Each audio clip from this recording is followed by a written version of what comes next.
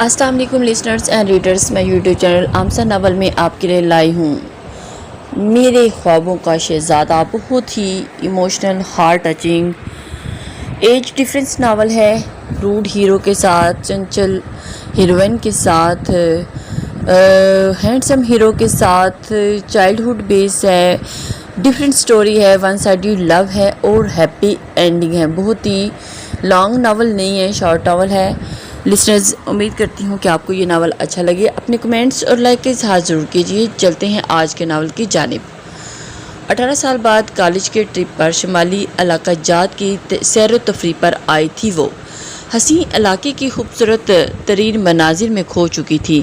سامنے کسی farm house تھا جہاں ایک سفید بالوں والا خوبصورت براق گھوڑا نظر آیا۔ وہ اس کے پاس جانے لگی اور اسے چھونے کے لیے، اس سے پہلے کہ وہ اس کے پاس جاتی، وہ خود بھاگتا ہوا اس کے قریب آنے لگا۔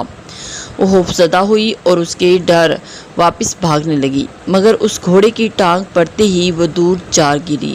یا اللہ، میں بچ گئی کیا؟ اس نے آنکھیں کھول کر دیکھا۔ ٹانگ پر درد کی شدید لہر اٹھی۔ ہمت کر کے اٹھنے کی کوشش کی، مگر درد کے باعث اٹھنے میں ناکامی ہوئی۔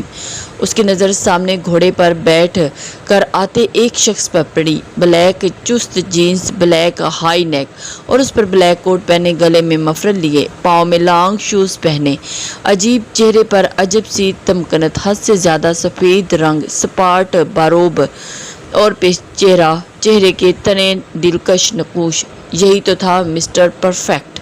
اس کی ہمیشہ سے یہی خواہش تھی کہ اسے کسی میچور اور ڈیسنٹ انسان سے شادی کرنی ہے، اور آج اسے سامنے دیکھ کر اپنی آنکھوں پر یقین کرنا ناممکن ہوا۔ اس کی لائف میں اس کے خوابوں کے شہزادے کی انٹری، وہ بھی شہزادوں والے انداز پر ہو چکی تھی کہ وہ یکٹک اسے دیکھے گئی۔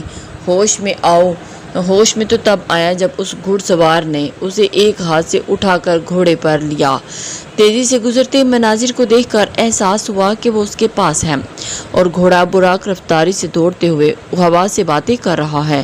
اس نے چہرہ موڑ کر اس خوبرو شہزادے کو دیکھا، اور ایسا کرنے سے اس کا چہرہ مقابل کے چہرے سے تھوڑا چھو گیا۔ اس کی گرم سانسیں خود پر محسوس کیے، وہ جی جان سے کانپی۔ کچھ نہیں ہوگا، ڈرو مت، اس کی پرکشش آواز اس کے کانوں سے ٹکرائی۔ جب وہ بولا تو مقابل کے لب اس کے کان کی لو کو چھو گئے۔ دل کی دھڑکنیں معمول سے ہٹ کر دور دوڑنے لگی تھی۔ کان کی لو سرخ ہوئی اور مائل دکھانے لگی۔ وہ اسے کہاں لے جا رہا تھا، یہ بات تو سوچنے کی قابل بھی نہ تھی۔ وہ منزل پر پہنچ کر ایک ہی جست میں نیچے اترا اور اپنا ہاتھ آگے کیا تاکہ اسے اترنے میں مدد دے سکے۔ اسے دل کی حالت پہ قابو پا کر نظر انداز کرتے ہوئے خود اترنا چاہا، مگر پاؤں پر چوٹ لگنے کی وجہ سے خود کو سنبھال نہ پائی۔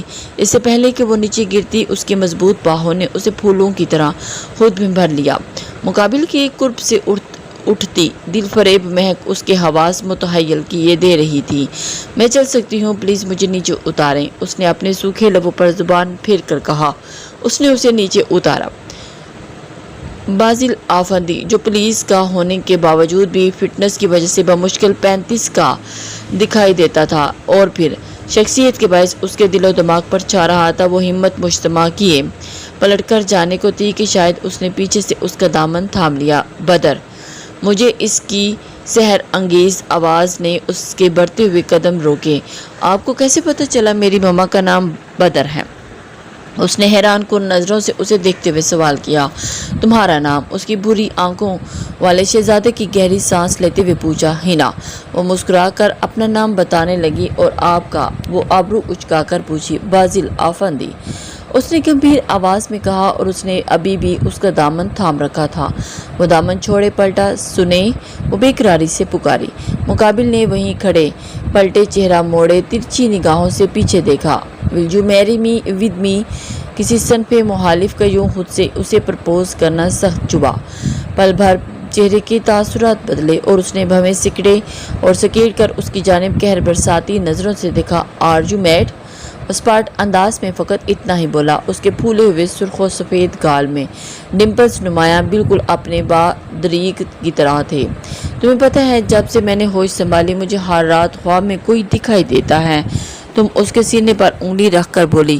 बाजिल ने उसका हाथ पकड़कर पीछे को झटका। वो उसके अमल पर तिल मिलाकर रह गई, मगर अपनी बात को मुकम्मल करने के लिए बोली, मेरी ज़िंदगी में कोई भी एक रात ऐसी नहीं गुजरी जिसमें तुम मुझे दिखाई नहीं दिए हो। वही आंखें, वही नाक, वही होंठ, बिल्कुल नकूश, बिल्कुल। फिर कैसे वो अपने ख्वाबों में नज़र आने वाले शहजादे को देखकर भी अनदेखा कर दे। मैं किसी सर्वेंट से कहता हूँ कि आपकी बैंडेज कर दे, फिर आपको यहाँ से जाना होगा। मेरा ड्राइवर आपको छोड़ाएगा। उसकी बात का जवाब देने से गुरेज बरतता हुआ अपनी कहकर अंदर की तरफ बढ़ गया। घर क्या था, जंगल के बीचों बीच एक आली शान महल नुमा था। वो उसकी बैरूनी शान शौकत की मोतरफ हुई और आहिस्ता आहिस्ता चलते हुए उसके पीछे अंदर जाने लगी, जहाँ वो भी गया था। उसने अंदर कदम रखा तो वो अपने जाहो जलाल समेत बड़े से लेदर के बने सोफे पर टांग रखे बुर्जमान हुआ था। तमाम मुलाजमीन अदब से सर झुकाए खड़े थे। हादिया को आवाज़ देते वो एकदम अंदर की जानिब बढ़ने लगा। हादिया फौरन हाजिर हुई। जी सर। वो सर झुकाए हुए चंद कदम आगे बढ़ी। हादिया इधर आओ। हादिया को आवाज़ देते उसने अपने करीब बुलाया। बीबी जी की बैंडेज करो। फैसल, बीबी को उनकी मंजिल तक पहुंचा कर आओ। जी सर। वो भी झट से उसका हुक्म बजा लाने के लिए बोला। बाजिल अफंदी अपनी जगह से उठा। ये क्या बात हुई? तुमने मेरी बात का जवाब नहीं दिया, आपने सुनाई और मुंह उठाकर चल दिए। आपको किसी ने लड़की से बात करने के मैनर्स नहीं सिखाए? वो कमर पर हाथ रखकर लड़ाका अंदाज में बोली। बाजिल मुड़ा और शोलाबार निगाहों से उसे देखा, जैसे अभी उसकी नज़रें उसके वजूद को जलाकर हकस्तर कर देंगी, मगर वह बिना इसकी अमारत से मुतासिर हुए उसके रोब और दबदबे को किसी हाथर में न लाते हुए अपनी जगह पूरे एतमाद से डटकर खड़ी थी। मैं किसी को जवाब देना ज़रूरी नहीं समझता, वो सर्द महरी से बोली। फैसल, जी सर। वो फिर से बोला। हिना ने एक नज़र उस मुअद्दब अंदाज में खड़े हुए दियो हैकल इंसान को देखा, जिस निशाने के एक तरफ बड़ी सी राइफल लटका रखी थी। इन्हें इनके महफूज मुकाम पर पहुंचाना तुम्हारी जिम्मेदारी है, वो कहकर लंबे लंबे डाक भरता वहाँ से निकल रहा था। ये मेरे साथ ज्यादती है, ज़बरदस्ती है। मैं यहाँ से जाना नहीं चाहती। मैं नहीं जाऊँगी यहाँ से। सुना तुमने? सुना? नहीं जाऊंगी मैं यहाँ से। वो पीछे से आवाज़ देकर ज़ोर से बोली। वो उसकी आवाज़ को नज़रअंदाज करते सीढ़ियाँ चढ़ते हुए ऊपर को जा रहा था। इस सब कार्रवाई के दौरान हादिया उसके पाँव की बैंडेज कर चुकी और वो दियो हैकल फैसल उसके बिल्कुल सर पे उसके सामने खड़ा हुआ था। उसके पास सिवाय उसके कोई चारा नहीं था। आए बीबी जी, उसने ताबेदारी से कहा, इसलिए कि वो कुछ सोचते हुए भी उसके पीछे पीछे चलने लगी। फैसल ने गाड़ी का दरवाज़ा खोलकर उसे पिछली सीट पर बिठाया और खुद ड्राइविंग सीट संभाल ली। हिना के जहन में एक तरकीब आई तो उसके लबों पर मुस्कुराहट उभरी। कुछ ही देर में वो उसी पिकनिक पॉइंट पर मौजूद थे जहाँ से वो अपने दोस्तों से बिछड़ी थी। तुम कहाँ चली गई थी? प्रिंसिपल ने उसे चश्मे की ओर से झांकते हुए सवालिया अंदाज में पूछा।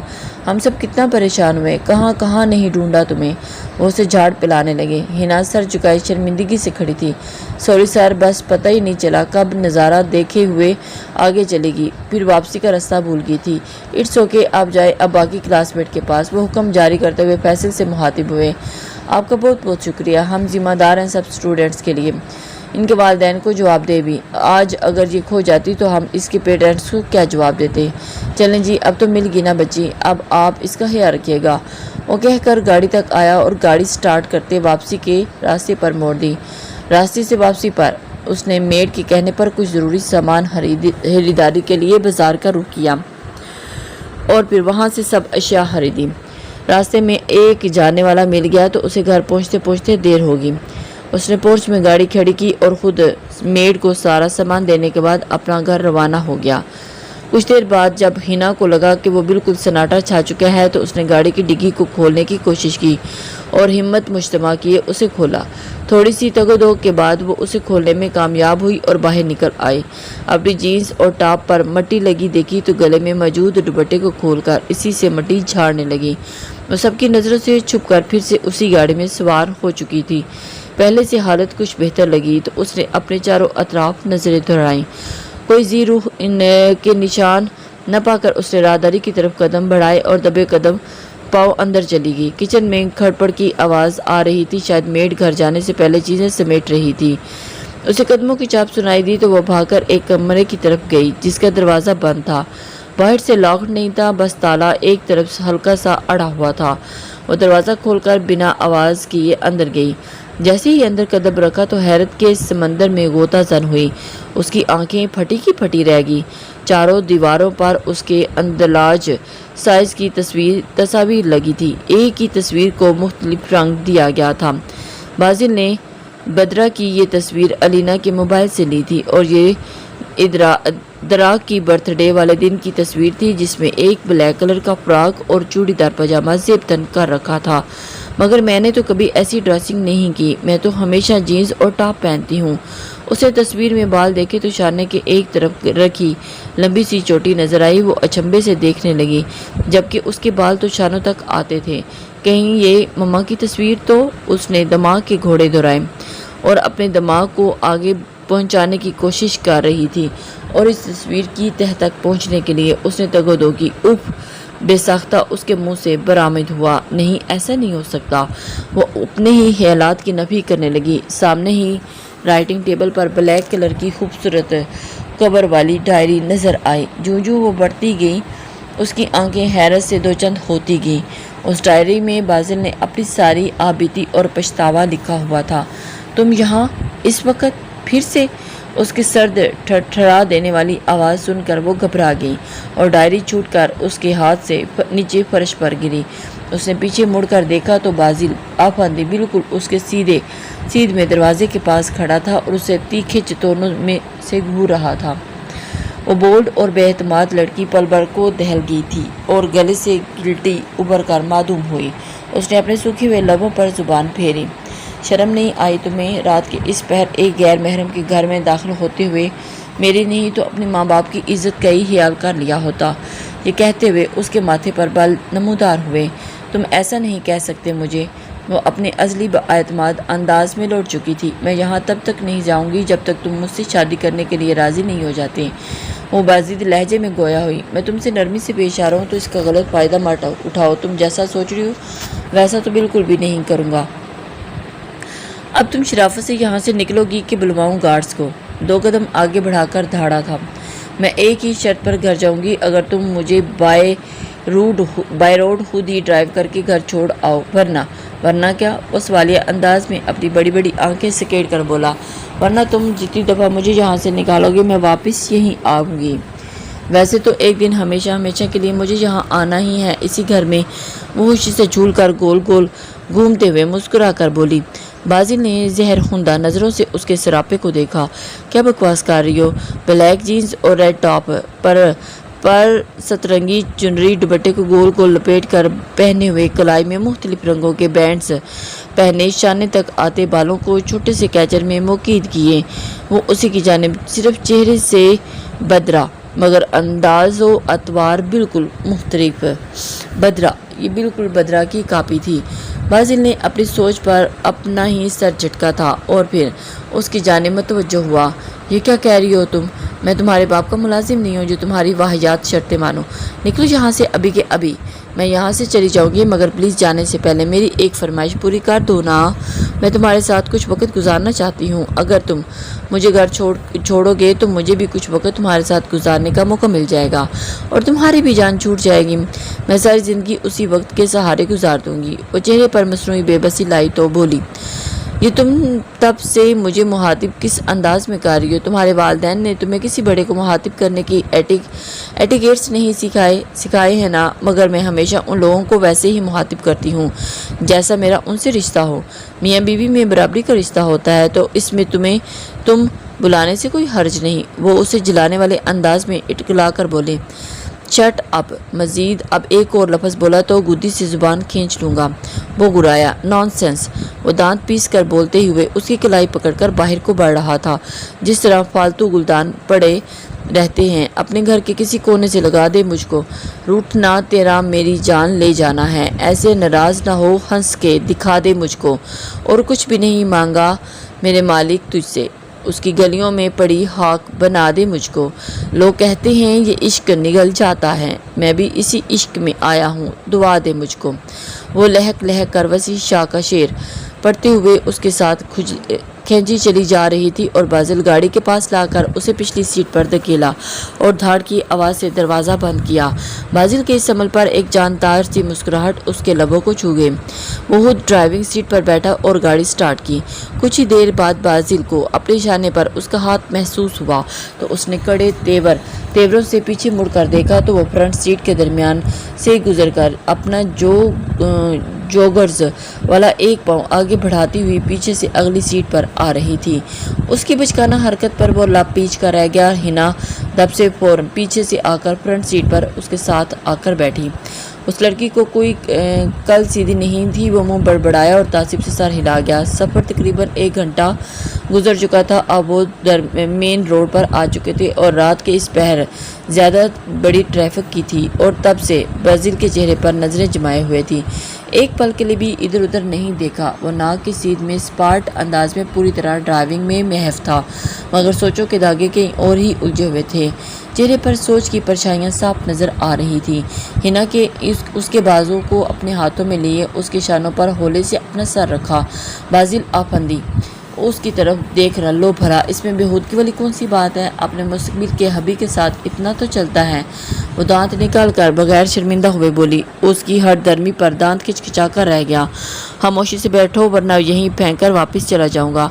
वो उंगली से वान करता हुआ बोला। हिना ने हफ्की भरे अंदाज में उसकी तरफ देख कर नाक सिकोड़ा जिसमें छोटी सी लौंग चमक रही थी। इस छोटी सी लड़की को देखकर न जाने क्यों उसके हवास साथ छोड़ने लगे थे। जाने कैसे वो खुद पर काबू किए हुए था जितना वो उससे बचकर निकलने के जतन कर रहा था। वो बार बार उसकी तरफ माइल कर रही थी। तुम आखिर मेरी बात मान क्यों नहीं लेते? क्यों तुम दिल से इतनी बेदिली हैं? क्यों तुम मेरी मोहब्बत को पहचान नहीं पा रहे हैं? क्यों तुम मुझे समझ नहीं पा रहे? मेरे दिल में सिर्फ तुम्हारी ही तमन्ना है। वो हार नहीं मानना चाहती थी। उसे बताना चाहती थी कि उसे देखकर उसके ख्वाबों की ताबीर मिली है जिसे वो हकीकत में डालना चाहती है। तुम अपनी और मेरी उम्र का ही लिहाज कर लो। वो कदरे नागवारी से घूरा था। इश्क में ज़ात पात और उम्र का क्या लेना देना? वो उसी से सवाल करगी। अभी तुम्हारी उम्र नहीं है इन खराफात में पढ़ने की। घर जाकर अपनी पढ़ाई पर तवज्जो दो। वो सर्द महरी से बोला और ख़ुद पर ज़बत के पहरे लगाए। स्टीयरिंग पर गिरफ्त मजबूत की। तुम वादा करो मेरी पढ़ाई पूरा होने तक मेरा इंतज़ार करोगे। वो खामोश रहा और इस बात पर देखो मुझे जवाब दो। तुम ऐसे इतनी आसानी से मुझसे जान छुड़वा नहीं सकते। पहली ही मुलाकात में किसी को न जानते हुए भी उसे शादी की ऑफर कर देने वाली लड़की से किसी किस्म की अनोखी और फजूल गोयाई की तवक्को की जा सकती है। यानी कि तुम मेरी बातें फजूल लग रही हैं। वो अपनी हल्की सब्ज आंखों को मजीद खोलकर गुस्से से बोली। और यह ना जानने वाली बात तुमने ख्वाब खूब कही। अगर तुम मुझे जानते नहीं तो मेरी इतनी सारी तस्वीरें अपने घर में क्यों लगा रखी हैं? मुझे पहले इस बात का जवाब दो। पहले मैंने भी कहा कि मैं तुम्हारी किसी बात का जवाब देने का पाबंद नहीं। अच्छा चलो, अगर तुम मुझे जानने से इनकारी हो तो ऐसा ही सही। मैं तो बचपन से जानती हूँ, रोज़ अपने ख्वाबों में देखती हूँ और तुम्हारे ये ख्वाब ही रह जाएंगे। वो सामने स्क्रीन पर नज़रें जमाए हुए काटदार लहजे में बोला। तुम्हें क्या लगता है मैं अपने जज्बात को दिल में लिए घट कर मर जाऊंगी? नहीं, मैं वैसी लड़की नहीं हूँ। और अपने ख्वाबों को कैसे पूरा करना है, अपना हक कैसे छीनना है, मैं बहूबी जानती हूँ। आपने ये खुद पर सर्द महरी का होल चढ़ा रखा है। ना देखना कैसे इसे मैं कैसे नोच कर फेंकती। आप सिर्फ मेरे हैं, सिर्फ मेरे। वो जुनूनी अंदाज में बोली और उसके लहजे की शिद्दत देखकर बाजिल अफंदी हैरान हुआ और उसके चेहरे की तरफ देखा जहां कर्ब के आसार नुमाया थे। वो उसके सामने खुद को कमज़ोर हरगिज़ नहीं करना चाहता था, मगर नरम दिल पड़ता हुआ महसूस हुआ। और वो भी तो कभी इस कर्ब से गुजरा था जब उसके दिल में बदरा के लिए जज्बात थे, मगर बदरा के दिल में नहीं। आज वो इस छोटी सी लड़की को अपने उसी मुकाम पर खड़े देख बचंका रह गया। दिल इससे हमदर्दी करने का हुआ। तुम अपने माँ बाप से बात करो, यकीनन वो कभी नहीं मानेंगे। बलाहर उसका दिल रखने के लिए बोल पड़ा। आप सच कह रहे हैं ना? आप सच में मान गए? उसकी खुशी की इंतहा ना रही और उसके ढके छुपे लफ्ज़ों में इकरार का सुनकर वो उसे ज़्यादा खुशफहमी में मुब्तला नहीं करना चाहता था। जब उसका दिल टूटे तो वो खुद ही नहीं संभाल पाएगी। अगर मैं अपने मम्मा पापा को राज़ी कर लूँ तो फिर आपको कोई एतराज़ नहीं होगा ना? वो फिर से बात दोहराने लगी जैसे उसे अभी तक यकीन नहीं आया हुआ था। हम नहीं, वो होले से बोला। बदरा और दराक कभी भी नहीं मानेंगे। वो दिन में इस छोटी सी लड़की से मुखातिब हुआ था। बाजिल का फ़ोन रिंग हुआ तो उसने साइड पॉकेट से मोबाइल निकाल कर देखा। किसी बिजनेस डीलर की कॉल थी। اس نے بیزاری سے فون ڈیش بورڈ پر ڈال دیا تھا اور گاڑی کی رفتار مزید بڑھا دی تھی اور اس کا ایک ہاتھ اسٹیئرنگ پر تھا، دوسرا گیئر پر۔ ہنا نے اس کے گیئر پر رکھے مضبوط ہاتھ پر اپنا نازک سا رکھ دیا تھا۔ فضول حرکتیں کر کر مجھے غصہ مت دلاؤ۔ ہنا نے اس کی بات پر ہونٹ ٹیڑھے کیے اور برا سا منہ بنایا اور کچھ نہ سوجا تو اس نے سامنے پڑا اس کا موبائل اٹھا لیا اور پاس ورڈ لگا دیکھ خوشی سے اس کی بانچیں کھلی۔ جٹ سیلفی مارڈ آن کیا اور اس نے ذرا سا کھسک کر بازل کے ساتھ ہوئے سیلفی بنائی۔ بازل اس سے بچپنے سے تنگ آ کر گہری سانس لیتے ہوئے خود کو نارمل کرنے لگا۔ دل تو تھا اس کی بے وقوفیوں پر خوب سخت سنائے مگر اپنا ارادہ موقف کر دیا۔ یہ آپ کی زندگی کا یادگار سفر ہوگا، ہے نا؟ وہ اس کا فون واپس رکھ کر پھر سے مخاطب ہوئی۔ کتنا بولتی ہو تم؟ جب تم چپ ہونے کو کیا لوگی؟ آپ کی ایک پیاری سی اسمائل۔ یوں ہی ان دونوں کی کھٹی میٹھی نوک جھوک میں باقی کا سفر تمام ہوا۔ وہ دونوں شہر کی حدود میں داخل ہو چکے تھے تو ہنا نے اسے اپنے گھر کا رستہ بتایا۔ شمالی علاقہ جات کے سفر میں رات کے تقریباً اب صبح ہو چکی تھی۔ وہ گھر سے باہر اتارنے لگا۔ تھینکس، اس نے باہر نکل کر کہا۔ وہ خاموش رہا۔ ایک سرسری سی نگاہ اس پر ڈال کر وہ زن سے گاڑی بھگا کر لے گیا اور ڈرتے ہوئے وہ پھر اس کی کالج کی واپسی کی طرف وہ دوڑتے ہوئے گھر میں داخل ہوئے اور سامنے ہی صوفے پر بدرہ بیٹھی پریشانی سے ہاتھ میں تسبیح لیے اس کے صحیح سلامت واپس آنے کی دعا کر رہی تھی۔ اس کے کالج کے سب لوگ واپس آ چکے تھے۔ جب ہنا کی واپسی کا کوئی اتا پتہ نہ ملا تو دراک نے تو پرنسپل کی خاصی بےعزتی کی۔ ہنا کا خیال نہ رکھنے پر دراک نے اب وہ پولیس اسٹیشن اس کی گمشدگی کی رپورٹ درج کروانے گیا تھا۔ بدرہ نے ہنا کو سامنے دیکھا تو اپنی جگہ سے اٹھی۔ آئی ایم سوری مما، وہ شرمندگی سے سر جھکائے کھڑی تھی۔ کہاں تھی تم؟ ہم تمہیں کتنا پریشان ہو گئے تھے، تمہیں ڈھونڈنے کے لیے تمہارے پاپا ادھر ادھر مارے پھر رہے ہیں۔ بدرہ نے تیکھے لہجے میں اس سے پوچھا۔ وہ بھاگ کر اس کے گلے لگی۔ مما، وہ نہ میں راستہ بھول گئی تھی، بس ایک فرشتے نے میری مدد کی اور مجھے گھر پہنچا دیا۔ وہ چہرے پر حد درجہ معصومیت لائے بولی۔ تم ٹھیک تو ہو نا؟ بدرہ اپنی حفکی بلائے اس سے پوچھنے لگی۔ اس کی ممتا نے جوش مارا اور اسے اپنے ساتھ لگائے پیار کرنے لگی۔ مما، آپ ڈیڈ کو منع کریں رپورٹ لکھوانے سے۔ بدرہ نے فوراً دراک کو کال ملائی اور اسے ہنا کی آمد کا بتا کر اسے رپورٹ درج کروانے سے روک دیا۔ ہنا کے ڈیڈ دراک اس کا درید کچھ دیر ہی گھر پہنچ گئے تھے۔ اس نے وہی من گھڑت کہانی جو بدرہ کو سنا کر مطمئن کیا تھا وہی اپنے ڈیڈ اور بھائیوں کو سنائی۔ گھر بھر کی لاڈلی ہونے کی صورت میں اسے زیادہ تفتیش بھی نہ کی گئی۔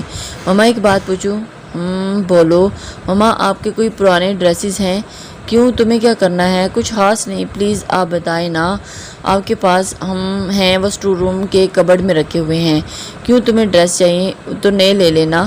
تم اتنے پرانے کپڑوں کو کیا کرو گی؟ مما، بس مجھے وہی چاہیے۔ آپ جائیں روم میں آرام کریں، میں خود ہی دیکھ لوں گی۔ اسٹور روم کی لائٹ آن کر کے کپبورڈ کھول کر دیکھا، وہاں ایک بیگ موجود تھا۔ اس نے زپ کھول کر دیکھا، اندر سفید رنگ کا شفون چوڑی دار پاجامہ اور فراک تھی۔ کچھ اور پرانے کپڑے وہ سب کو باری باری دیکھ کر نیچے پھینکتی جا رہی تھی۔ آخر میں ایک بلیک رنگ کا فراک اور چوڑی دار پاجامہ نظر آیا۔ اس کا ہم رنگ دوپٹہ نظر آتے ہی وہ یوں ہی خوش ہوئی جیسے اسے ہفت اقلیم کی دولت مل گئی ہو۔ یہ وہی ڈریس ہے نا؟ ہاں وہی، بالکل۔ وہ باقی کپڑوں کو ویسے ہی الماری میں ٹھونس لے، سیاہ ڈریس لیے اپنے کمرے میں آئی اور اسے اپنے کبرڈ میں رکھ لیا۔ اب رہ گئی تو میرے ڈریم مین کی شرط۔ مما اور ڈیڈ سے اجازت کی، کل ان سے بات کروں گی۔ کیسے کروں؟ یہ سوچتے ہوئے وہ نیند کی وادیوں میں اتر گئی۔ سو کر اٹھی تو شام ہونے والی تھی۔ مما، کل میری فرینڈ کی برتھ ڈے پارٹی ہے، مجھے اس کے لیے گفٹ لینا ہے اور اپنے لیے کچھ نئے ڈریسز۔ آپ بھی میرے ساتھ چلیں شاپنگ پر۔ ہنا، کچھ دیر میں تمہارے بابا آنے والے ہیں۔ او کم آن مما، ڈیڈ کیا کہیں گے؟ ہم ان کے آنے تک واپس آ جائیں گے۔ اچھا چلو، لیکن جلدی واپسی چلیں۔ وہ گاڑی کی کیز اٹھا کر باہر نکلی تو بدرہ بھی چادر لیے اس کے پیچھے باہر نکلی۔ ڈرائیونگ سیٹ سنبھالتی ہنا نے سنبھالی اور بدرہ اس کے ساتھ آ بیٹھی۔ یہ تم کس راستے سے جا رہی ہو؟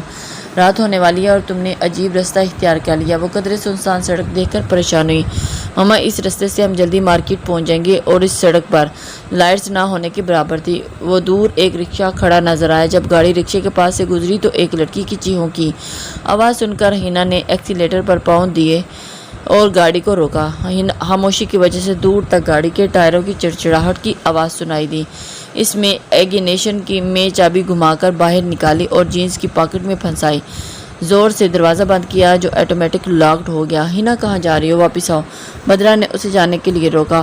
موم جسٹ ٹیک آ چل پل، ڈونٹ وری۔ مگر وہ انسنی کرتی ہوئی رکشہ تک آئی اور بھی جلدی تک اس تک پہنچنے کی کوشش کی۔ رکشہ ڈرائیور ایک لڑکی کے ساتھ بدتمیزی کرنے کی کوشش کر رہا تھا۔ فوراً سے پوچی اور گھٹیا انسان، چھوڑو اسے، وہ زور سے چلائی اور اس کی قمیض کو پشت سے کھینچ کر اسے باہر نکالنے کی کوشش کی۔ اس نے پیچھے مڑ کر تفصیلی نگاہ ڈالی۔ اوئے فرنگن، نکل ایتھوں نہیں تے، اس کی ڈریس پر چوٹ کرتے ہوئے بولا اور اپنے تئیں اسے دھمکانے لگا۔ نہیں تے پھر کے؟ ہنا نے بھی اسی کے لہجے میں جواب دیا۔ چھڑ دے اینو نہیں تے تیرا بوتھا پاندیاں گی، چھوڑ دے اینو نہیں تے تمہارا منہ توڑ دوں گی۔ نہیں چھڑدا، دس کی کریں گی؟ وہ قمیض کے کف فولڈ کرتا ہوا جارحانہ تیور اس کی طرف بڑھنے لگا۔ ہوں دسنی آ تینوں کی کراں گی۔ وہ بھاگتی ہوئی گاڑی تک آئی اور ڈگی کھول کر اس میں سے بیٹ نکالا۔ وہ بیٹ ہمیشہ اسی طرح کے حادثات سے نپٹنے کے لیے گاڑی میں رکھتی تھی۔ ہنا بیٹ لیے بھاگتی ہوئی اس کی طرف بڑھی۔ بدرا گاڑی میں موجود ہنا کو ایسا کرنے سے روکنے کے لیے آواز لگا رہی تھی مگر اس کی آواز باہر نہیں جا رہی تھی۔ بدرا رک جاؤ۔ وہ اس کو اور زوردار طریقے سے اور 2-3 ضربیں لگائی اور پھر وہ بلبلا کر رہ گیا۔ فوراً سے رکشہ چھوڑ وہاں سے بھاگا تھا۔ اتنی دیر لڑکی اپنی عبایا درست کرتے رکشے سے باہر نکلی۔ بہت بہت شکریہ آپ کا، اس نے بروقت میری عزت بچا لی۔ آج آفس میں کام ہونے کی وجہ سے لیٹ نکلی، بس اسی کا فائدہ اٹھا لیا اس کمینے نے۔ وہ ممنون لہجے میں بولی۔ شکریہ کی کوئی بات نہیں، تم گھر جاؤ۔ ایسا کرو تم ہمارے ساتھ آؤ، میں تمہیں گھر ڈراپ کر دوں گی، ہنا نے اسے کہا۔ وہ دونوں گاڑی تک آئیں اور اس کی نظر اچانک گاڑی کے ٹائروں پر پڑی جس کے چاروں ٹائروں کی ہوا نکل چکی تھی۔ یہ کس نے کیا؟ وہ حیرانی سے سر پر ہاتھ پر مار کر بولی۔ وہی رکشہ ڈرائیور اندھیرے کا فائدہ نکالتے ہوئے ایسا کر گیا۔ ہنا نے اسے گاڑی کے قریب سے نکلتے ہوئے دیکھا۔ وہ کان کے ساتھ فون لگائے کوئی بات کر رہا تھا۔ اب کیا کریں؟ وہ پریشان ہوئی۔ بدرا نے اندر سے ہی ڈور کو کھٹکھٹایا۔ ہنا کی نظر سامنے آتے ہوئے کچھ آدمیوں پر پڑی۔ وہ اس رکشہ ڈرائیور کے ساتھ چلے آ رہے تھے۔ اس لڑکی نے جب اتنے لوگوں کی اپنی طرف آتے دیکھا تو اپنی عزت اور جان بچانے کے لیے الٹے قدم لیتے ہوئے وہاں سے پیچھے کو بھاگ نکلی۔ ہنا بیٹھ لیے ابھی بھی گم و گم کی کیفیت میں وہیں کھڑی تھی۔ یہی ہے وہ لڑکی، پکڑ لو اسے، آج اسے ہم میں سے کوئی بھی نہیں چھوڑے گا۔ وہ رکشہ ڈرائیور اپنے باقی ساتھیوں کے ساتھ چہرے پر خباثت سجائے اس کی طرف بڑھ رہا تھا۔ دیکھو میں کہہ رہی ہوں میرے قریب مت آنا، وہیں رک جاؤ۔ وہ چاہے کتنی ہی بولڈ کیوں نہ ہو تھے تو اتنے مردوں کو ایک ساتھ اپنی طرف بڑھتا دیکھ کر اس کے ہاتھ پاؤں پھول گئے تھے۔ اس کے 10 لوگ ایک ساتھ اس پر حملہ آور ہوئے اور گینگ ریپ سنا ہے کیا ہوتا ہے؟ نہیں سنا۔ ایک شخص اس کے ہاتھ میں بیٹ چھین کر دور پھینکتا ہوا بولا، چل آج آنکھوں سے دیکھ۔ ان میں سے دوسرے نے اسی کی گاڑی کا بونٹ دھکے سے گرا دیا۔ وہ پھٹی نگاہوں سے اسے دیکھنے لگی۔ اندر بیٹھی بدرا بے بسی سے کبھی فرنٹ مرر کو تھپتھپاتی تو ابھی سائیڈ ڈور کھولنے کی کوشش کرتی۔ وہ بے بسی سے باہر اپنی بیٹی کے ساتھ ہونے والے سلوک کا تماشا دیکھ رہی تھی۔ زاروں کے تار آنسو بہنے لگے۔ کیا کروں، کیسے بچاؤں اپنی بیٹی کو ان درندوں کے چنگل سے؟ اس نے کانپتے ہوئے ہاتھوں سے ہینڈ بیگ سے اپنا موبائل نکالا تو دراگ کو مدد کے لیے کال کر سکے، مگر یہ کیا، موبائل چارج نہ ہونے کی وجہ سے آف تھا۔ چھوڑ دو مجھے۔ 2 آدمیوں نے اس کے دونوں بازو کو قابو کر رکھا تھا۔ وہ اسے مل کر ہراساں کرنے لگے۔ ہنا کی دل خراش چیخ سناٹے کو چیرتے ہوئے دور تک گونجنے لگی، یا اللہ مدد۔ بدرا نے آنکھیں بند کی کہ صدقے دل سے اپنے پروردگار کو مدد کے لیے پکارا۔ بازل جب صبح ہنا کو اس کے گھر ڈراپ کیے واپس جانے والا تھا تو فون پر آتی مسلسل کال نے اسی کی توجہ اپنی جانب مبذول کروائی اور اس نے ایک بزنس ڈیلر کی کال کی تھی۔ آج ہی میٹنگ کے لیے کہا تھا اور اسی لیے وہ ابھی تک اسی شہر میں تھا۔ میٹنگ اٹینڈ کیے وہ واپس جانے والا تھا کہ اسے مانوس سی آواز سنا دی۔ اس نے گاڑی کا رخ سنائی دینے والی چیخوں کی طرف موڑا۔ سامنے کا منظر دیکھ کر اس نے بری آنکھوں میں سے شرارے پھوٹنے لگے، شعلوں کی مانند دیکھتی ہوئی آنکھوں سے جیسے خون اتر آیا۔ وہ گاڑی سے روکتے ہوئے ان کی طرف آیا اور اسے زمین پر پڑا ہوا بیٹ دکھائی دیا۔ اسے اٹھا کر ان کی طرف بڑھا اور اس پر جھکے ہوئے شخص کی کمر پر زوردار ضرب لگائی کہ وہ تڑپتا ہوا پیچھے ہوا۔ ان سب نے بازل پر یکمشت حملہ کیا مگر اس نے کسی کو بھی تو بیٹ سے مارا اور کسی کو ٹانگ پر گرایا۔ بدرا گاڑی میں بیٹھی یوں اچانک اتنے سالوں بعد بازل کو سامنے دیکھ کر حیران ہوئی۔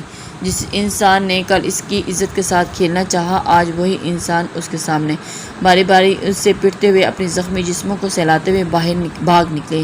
بازل نے اپنا کوٹ اتار کر ہنا کے شانوں پر ڈالا جہاں سے شرٹ پھٹ چکی تھی۔ اس نے واقعے کے زیر اثر نظریں جھکائے پوری طرح لرز رہی تھی۔ آؤ میرے ساتھ گاڑی میں بیٹھو۔ وہ اس حادثے کے باعث اس کی حالت سمجھتے ہوئے اسے اپنی گاڑی تک لایا اور اندر بٹھایا۔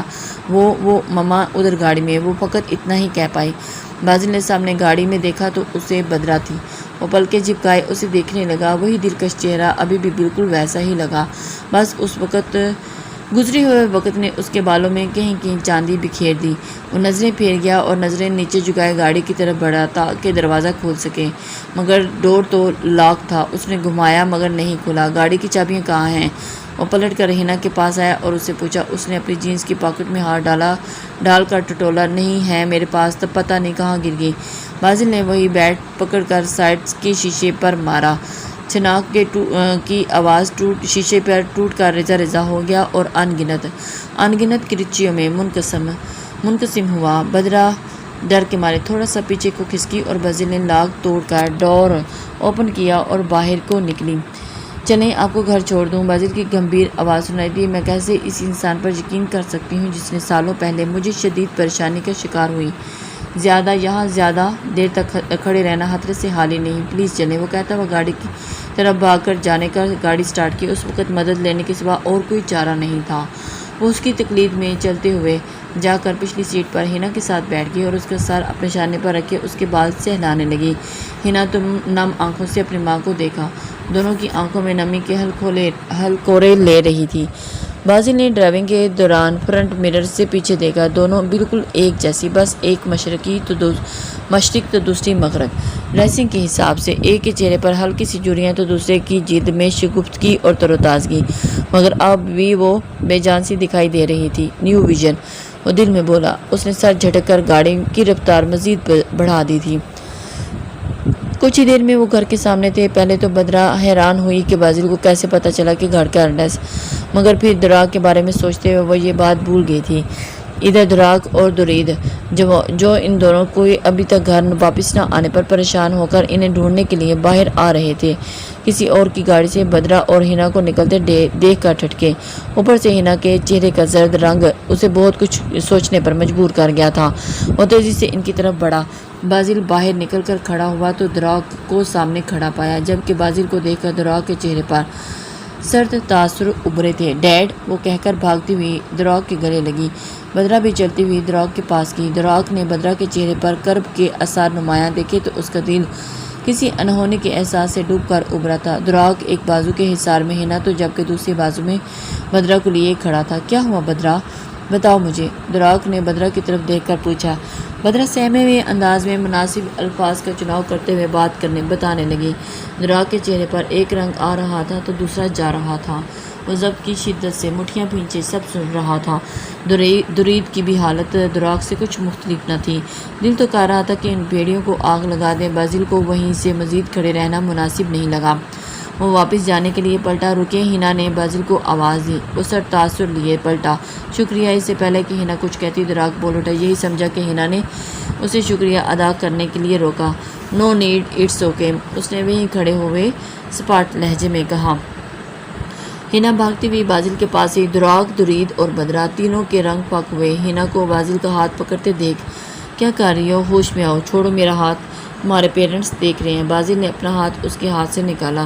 ڈیڈ، مجھے آپ سے کچھ کہنا ہے، وہ دراگ کی طرف دیکھ کر بولی۔ دراگ خاموش تھا مگر کڑے تیور سے اسے دیکھ رہا تھا۔ ڈیڈ، مجھے بازل سے شادی کرنی ہے۔ دراگ اور بدرا کے سر پر تو جیسے ساتوں آسمان ٹوٹ پڑے ہوں۔